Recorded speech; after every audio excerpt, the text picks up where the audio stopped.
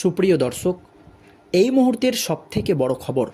দর্শক, এবার মুর্শিদাবাদের দাঙ্গার ঘটনায় এক হেভিওয়েট তৃণমূল নেতার চাঞ্চল্যকর সিসিটিভি ফুটেজ সামনে এসেছে, যা একেবারেই চমকে দেওয়ার মতো। আর এই সিসিটিভি ফুটেজ সামনে আসতেই গোটা রাজ্য রাজনীতিতে একেবারে নতুন করে শোরগোল পড়ে গিয়েছে। কি রয়েছে সেই সিসিটিভি ফুটেজে দর্শক, জানাবো আজকের এই প্রতিবেদনে আপনাদেরকে। আপনারা জানেন, কেন্দ্রের নরেন্দ্র মোদী সরকার বহু বিতর্কিত ওয়াকফ সংশোধনী বিল পার্লামেন্টের দুই কক্ষে পাশ করার পর সেই বিলে স্বাক্ষর করেছেন রাষ্ট্রপতি। তারপর এই বিলটি গোটা দেশ জুড়ে আইনে পরিণত হয়েছে। তারপর থেকেই গোটা পশ্চিম বাংলা জুড়ে আন্দোলন শুরু হয়েছে। কিন্তু আন্দোলনের নামে পশ্চিম বাংলায় একাধিক হিন্দু বাড়িতে হিংসা চালানো হয়েছে। এই আন্দোলনের নামে দাঙ্গা করা হয়েছে। দুষ্কৃতীরা সংখ্যালঘু হিন্দুদের ঘর বাড়ি জ্বালিয়ে দিয়েছে, তাদেরকে গৃহহীন করে দিয়েছে। তারা আতঙ্কে বাড়ি ছেড়ে পাশের জেলা মালদহে এবং কেউ কেউ পাশের রাজ্য ঝাড়খণ্ডে চলে গিয়েছে। এই আবহে কিছুতেই রাজ্যের পুলিশ পরিস্থিতি নিয়ন্ত্রণে আনতে পারেনি। শেষ পর্যন্ত কেন্দ্রীয় বাহিনীর সাহায্য নিতে হয়। কেন্দ্রীয় বাহিনী নেমে মুর্শিদাবাদের পরিস্থিতি স্বাভাবিক করে। তারপরেও একেবারে মুর্শিদাবাদের সংখ্যালঘু হিন্দুদের চোখে মুখে রয়েছে আতঙ্ক। এই আবহে এই হিংসার দায়ভার কে নেবে? যখন ধীরে ধীরে পরিস্থিতি স্বাভাবিক হচ্ছে, তদন্ত করছে পুলিশ আধিকারিকরা, আর তখনই এক তৃণমূল নেতার চাঞ্চল্যকর সিসিটিভি ফুটেজ বা তথ্য সামনে এসেছে। একেবারে হেভিওয়েট তৃণমূল নেতা, আর তাতেই রাজ্য রাজনীতিতে একেবারে নতুন করে শোরগোল পড়ে গিয়েছে। প্রথম থেকেই দাবি করা হচ্ছিল এই দাঙ্গার দায়ভার কে নেবে, এই দাঙ্গায় কে উস্কানি দিচ্ছে, কার নেতৃত্বে এইভাবে হিন্দুদের বাড়িঘর জ্বালিয়ে দেওয়া হলো, এই ঘটনার পেছনে কে দায়ী। এই নিয়ে জাতীয় মহিলা কমিশনের কাছে এনআইএ তদন্তের দাবি জানিয়েছিল গ্রামবাসীরা, হিন্দু মহিলারা। তারা স্থায়ী বিএসএফ ক্যাম্প চেয়েছিল বাংলায়। আর এই আবহে তখনই একেবারে তৃণমূল নেতার চাঞ্চল্যকর একটি সিসিটিভি ফুটেজ দেখে একেবারে গা শিউরে উঠছে। কি রয়েছে সেই সিসিটিভি ফুটেজে? কি দাবি করছে সেখানকার হিন্দুরা, কি দাবি করছে সেখানকার সাধারণ মানুষ? দেখুন দর্শক, মুর্শিদাবাদের অশান্তির ঘটনায় এক সপ্তাহ পর সামনে এলো একটি ভাইরাল সিসিটিভি ফুটেজ। আর সেই ফুটেজ নিয়ে ইতিমধ্যেই রাজ্য রাজনীতিতে নতুন করে শোরগোল পড়ে গিয়েছে। সেই ফুটেজে দেখা যাচ্ছে মুড়ি মুড়কির মতো ইট পাটকেল ছুটছে দুষ্কৃতীরা।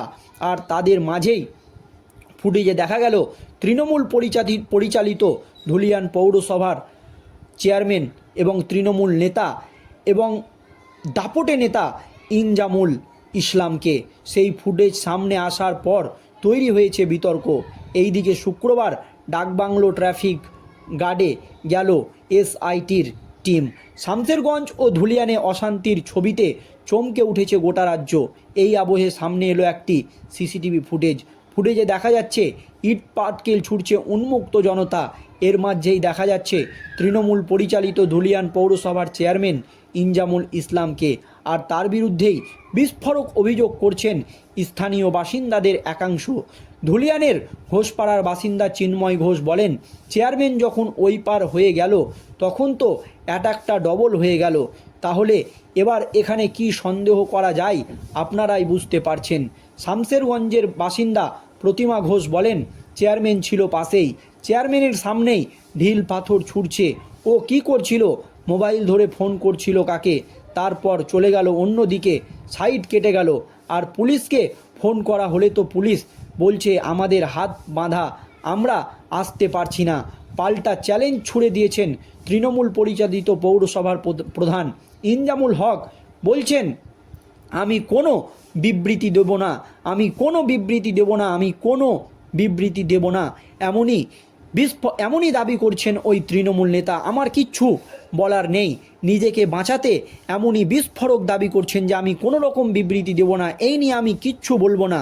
এমনই দাবি ওই তৃণমূল পৌর প্রধানের। তবে এনআইএ তদন্ত হোক, এই দাবি তিনি করেছেন। জঙ্গিপুর সাংগঠনিক জেলা বিজেপির সভাপতি সুবল চন্দ্র ঘোষ বলেন, পৌরসভার চেয়ারম্যান ছিলেন, ফুটেজ আমরা দেখেছি, তেড়ে বেড়াচ্ছেন, ছুটে বেড়াচ্ছেন যিনি চেয়ারম্যান, তার ভাই শুক্রবার আগের দিন রাতে বিভিন্ন জায়গা থেকে লোক সংগ্রহ করেছেন।